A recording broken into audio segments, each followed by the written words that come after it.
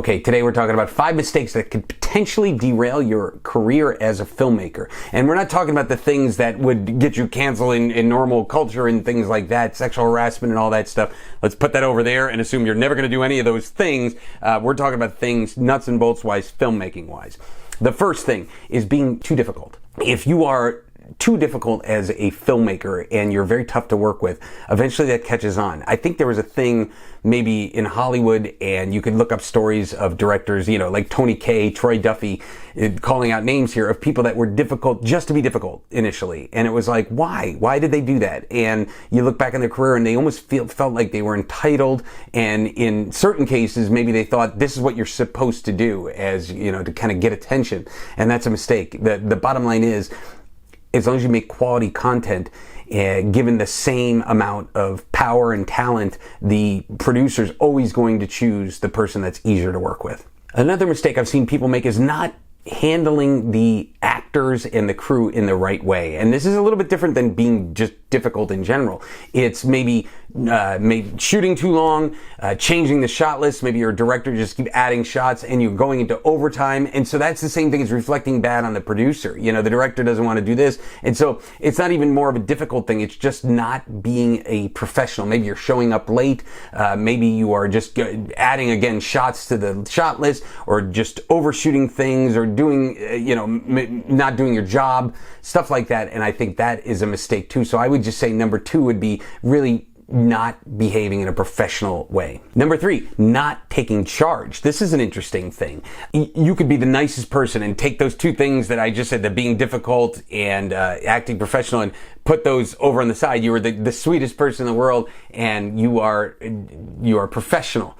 But at the end of the day, you don't have any vision for the film as a director, let's just say, or as a producer, you don't know where it's going. And, as a director, you're just saying, well, I don't know. What do you guys think about it? Should we shoot this? Let's all talk about it.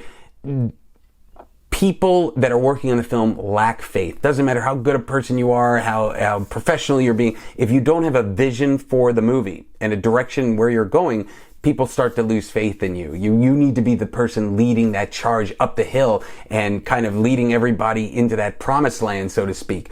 So not taking charge could really derail your career when people say they're a really nice person, but I don't think they know what they're doing necessarily. Number 4 is a mistake, not getting rid of the pissed off crew person. I always say that is that they're inevitably on any set, there's just somebody just like hates the world, right? They're just mad and they're angry for some reason. You could be making the funniest comedy and they're just pissed off.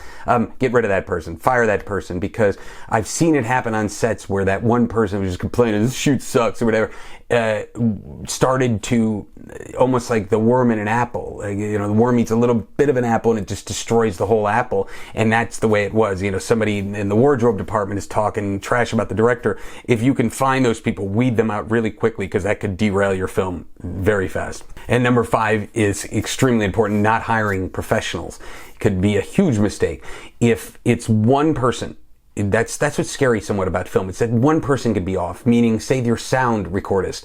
That person that's recording sound for your movie is just not that good at his or her job. The whole movie's in trouble, because you may have to ADR everything that may be beyond your budget. And even so, ADR still doesn't sound as good as location sound that was recorded right there live. It's never exactly the same. So one crew person, the lighting person, the camera person, anybody could be that person that's not good enough. So that's why it's important for you as you make more and more films to go, all right, these are the people I got to put gold stars by, I'll hire them any day, and these are the people I probably never work with again, right? Because if you don't get the right people for your job, or you want to save money or do something like that, that could be a mistake that really ultimately derails your film and could derail your career.